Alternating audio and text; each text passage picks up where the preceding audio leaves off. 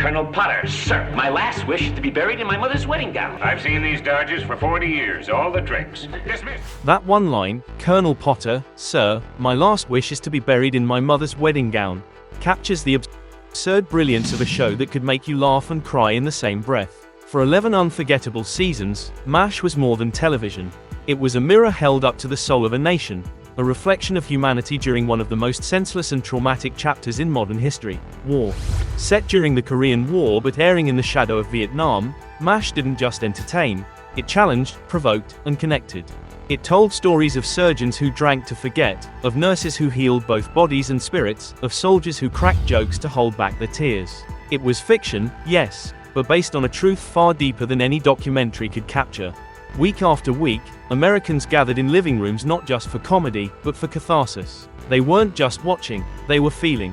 The 4077th Mobile Army Surgical Hospital became a symbol of resilience. Its characters, Hawkeye, Trapper, Radar, Margaret, Frank, Henry, BJ, Winchester, were not perfect heroes. They were messy, flawed, compassionate people trying to make sense of chaos. And that's exactly why they endured. The show didn't offer tidy resolutions. It offered emotional honesty. But behind the scenes, the show's real story was unfolding.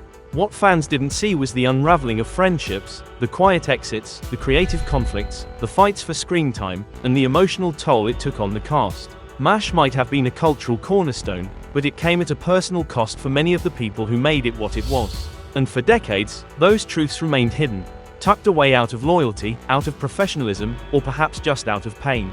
Until, near the end of her life, Loretta Swit, the woman who gave heart and soul to Major Margaret Hot Lips Houlihan, broke the silence. In a series of poignant revelations, she peeled back the curtain and told the story fans had only guessed at for years. A story of love and loss, loyalty and conflict, ego and endurance. The truth behind MASH was far more dramatic than anything the writers could ever script. And it all begins here. This is the story of MASH, not just the beloved show, but the tension behind its genius, and the remarkable woman who kept it all from falling apart. From its premiere on September 17, 1972, to its record-breaking finale on February 28, 1983, MASH redefined what TV could be. Adapted from the 1970 film and Richard Hooker's novel, the series placed audiences in a mobile army surgical hospital during the Korean War. There, humor met heartbreak. Absurdity walked hand in hand with grief. It wasn't just a comedy, it was a survival story about the soul. The cast was legendary. Alan Alda as the brilliant and sarcastic Hawkeye Pierce, Wayne Rogers as Trapper John, Gary Burrough as the lovable Radar, Larry Linville as the uptight Frank Burns, McLean Stevenson as the amiable Colonel Blake, and Loretta Swit as the sharp, passionate Margaret Houlihan. Later came Harry Morgan as Colonel Potter, David Ogden Stiers as Charles Winchester, and Mike Farrell as BJ Hunnicutt. Each actor brought something unforgettable, but many of them walked away. And the reasons weren't what fans thought. The Alan Alda factor, what began as a comedy ensemble, gradually revolved more and more around one man, Alan Alda. He wasn't just Hawkeye, he became the heart, soul, and steering wheel of MASH. He acted, wrote, directed, and even helped shape the show's moral compass. And while his artistic vision elevated MASH to dramatic brilliance, it also caused a deep rift. Co-star Wayne Rogers, who played the affable and sharp-witted Trapper John McIntyre, came into MASH with the clear understanding that he would be part of a dynamic duo, an equal lead alongside Alan Alda's Hawkeye Pierce. The chemistry between the two was undeniable.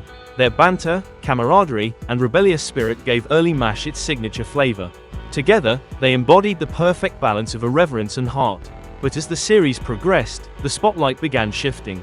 Alan Alda's growing influence, writing, directing, and eventually shaping the show's creative direction, meant Hawkeye started to dominate the narrative. Slowly but unmistakably, Trapper John became more of a supporting figure rather than a co-lead.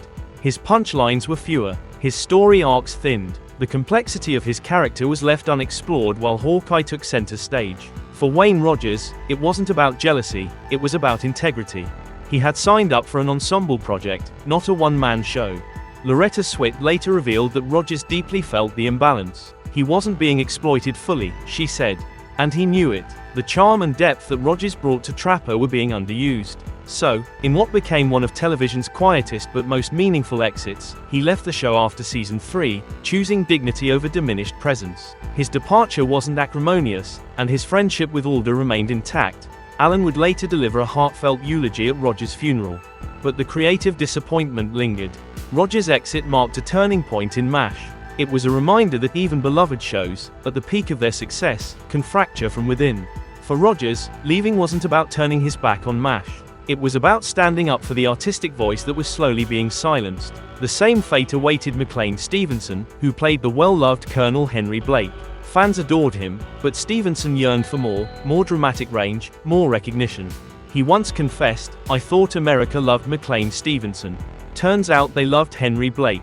He left MASH seeking new challenges, only to find that lightning rarely strikes twice. His character's off-screen death in a plane crash remains one of the most haunting moments in television history.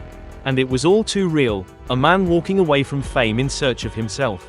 Larry Linville and the tragedy of Frank Burns. Larry Linville, who played the infamously uptight Major Frank Burns, brought to life one of the most memorably loathed, and oddly endearing, antagonists in television history. With his squeaky voice, smug grin, and endless devotion to rules and military formality, Frank Burns was the perfect comedic foil to the rebellious, free-spirited doctors of the 4077th. His on-screen relationship with Margaret, Hot Lips, Houlihan was cringeworthy, awkward, and often hilarious. Together, they became caricatures of blind patriotism and authority gone absurd. But beneath the surface of that brilliant portrayal was a man wrestling with a creative cage. As MASH evolved into something deeper, exploring serious moral questions, nuanced characters, and emotionally complex storylines, Frank Burns remained stuck. While Hawkeye, Margaret, and even Radar were growing into layered personalities with human flaws and emotional depth, Frank remained static, an exaggerated villain who never changed, never learned, and never matured. Larry Linville, a classically trained actor with a deep respect for his craft, began to feel trapped. Though his character provided countless laughs, Linville recognized the limits of playing the perpetual punchline. The lack of development frustrated him. "I had done all I could with that character," he reflected in later interviews, acknowledging the creative dead end. For 5 seasons, he gave his all to Frank Burns. But he wanted to do more than just get laughed at. He wanted to be taken seriously as an actor. When his contract expired after season 5, producers offered Linville an extension. But he made the bold choice to walk away. Turning down a hit show at the height of its popularity was no small feat. Linville didn't leave out of bitterness, he left out of self-respect. He didn't want to be remembered only as the butt of the joke. He wanted to grow, explore new roles, and show audiences there was more to him than Frank Burns. Ironically, while his character faded from the story without so much as a goodbye, Linville's performance endured. Even today, fans recall Frank Burns with a mixture of laughter and exasperation. And though he never returned to that level of fame, Linville proved something important. That sometimes, walking away isn't failure, it's courage. Radar's last transmission, few characters were more beloved than Radar O'Reilly, the wide-eyed, gentle-hearted company clerk with an uncanny sixth sense. Played with heartfelt sincerity by Gary Burroff, Radar was the soul of MASH. He represented innocence amidst the madness of war, a reminder of what humanity looked like before it was touched by trauma. With his teddy bear, his high-pitched voice, and his unmatched ability to anticipate orders before they were spoken, Radar became a fan favorite, a symbol of hope, loyalty, and quiet heroism. But behind the scenes, Gary Burroff was carrying a burden far heavier than most fans realized. By the time season 8 rolled around, Burroff was nearing 40 years old, still tasked with portraying a character meant to be barely out of his teens. That disconnect between who he was and who he was playing began to take its toll. The long hours, the emotional strain of the role, and the need to sustain Radar's youthful innocence became overwhelming. More than just professional fatigue, there was personal weariness as well. Burroff was a devoted family man, and the relentless production schedule kept him away from his children far more than he could tolerate. In interviews, he would later say that family was the most important thing in his life, and that he felt like he was missing it all while playing Radar. The demands of stardom weren't just exhausting, they were pulling him away from the one thing he valued most.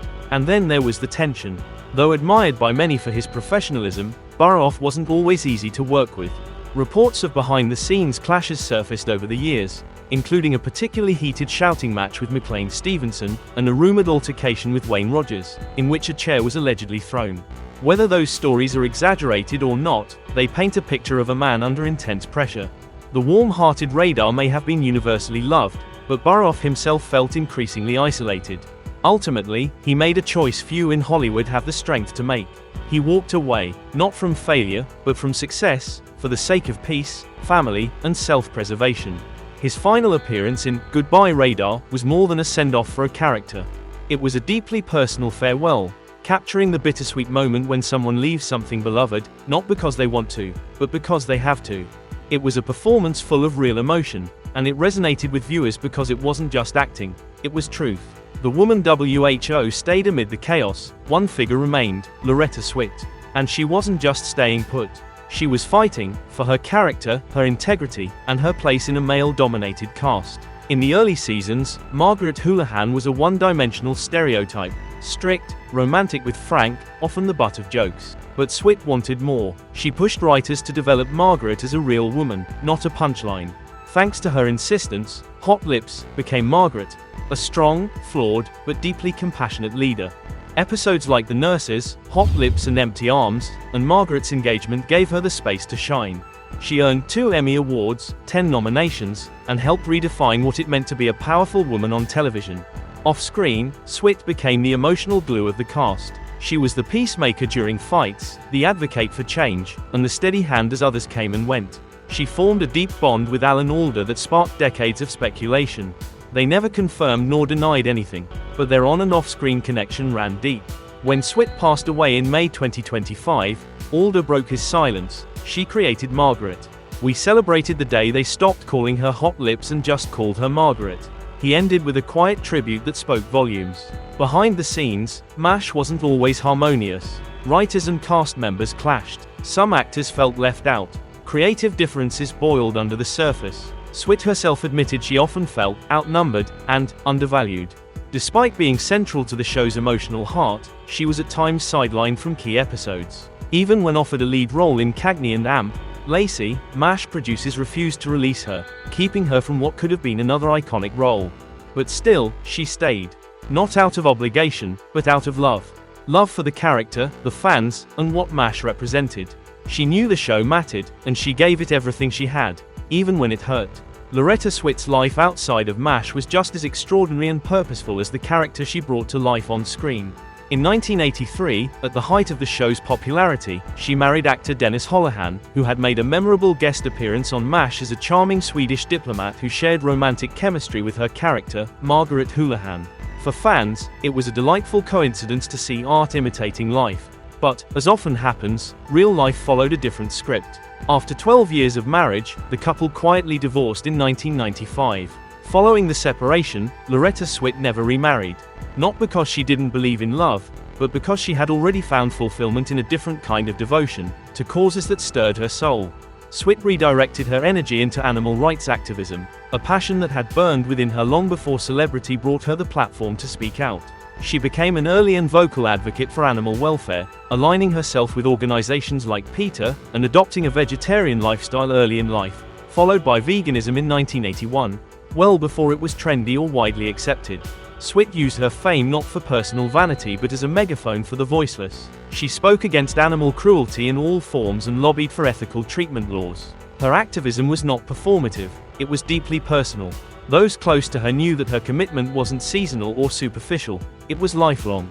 Even in the quiet of her later years, long after her final television appearance, Loretta Swit continued to live with purpose. Whether on stage, on set, or in the sanctuary of her home, she remained a fierce advocate for kindness, compassion, and integrity. She also explored her artistic side, publishing a needlepoint scrapbook in 1986 filled with patterns and reflections. Later, she released Swit Heart, a stunning book that combined her watercolor paintings with stories from her activism. After her final TV appearance in 2008, Swit quietly stepped away from the spotlight, choosing peace over publicity, creativity over clout. On May 30, 2025, Loretta Swit passed away peacefully at the age of 87, in her New York City home.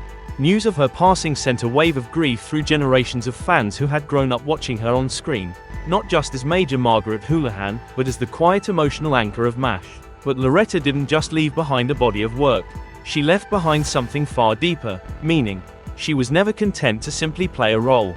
She inhabited Margaret. She challenged the writers to give her depth. She fought to be more than a stereotype in a man's world, both in the fictional setting of the 4077th and in the very real male-dominated industry of television. In doing so, she helped redefine what it meant to be a strong woman on screen, not through power alone, but through vulnerability, compassion, and complexity. Her activism, her artistry, and her humanity transcended the screen. She wasn't just the woman who played Hot Lips. She was a fighter, a protector, a mentor, and a voice for the voiceless, whether it was injured animals, overlooked actors, or misunderstood women. Loretta Swit was MASH. She was its conscience, its evolution, and its emotional truth. And MASH, in turn, was us. Our fears in the face of conflict. Our laughter in the darkest hours. Our grief, our resilience, our hope. It was a show that dared to look war in the eye and remind us that even amidst destruction, the human spirit can find love, humor, and healing. As the credits roll and the camp fades into memory, Loretta's legacy endures, not just in reruns, but in the hearts of all who saw themselves in her journey. Through her eyes, we saw a wartime comedy that wasn't really about war, it was about being human. So the next time you hear that laugh track fade, or Hawkeye crack a joke through tears, remember, what happened behind the scenes mattered just as much. The pain, the exits, the growth, the silence broken at last. And most of all, remember the woman who kept it all together. Thanks for watching. If this story moved you, like, subscribe, and hit the bell for more untold histories of the shows that shaped us. We'll see you next time. Until then, be kind, be curious, and never forget the power of one voice to change everything.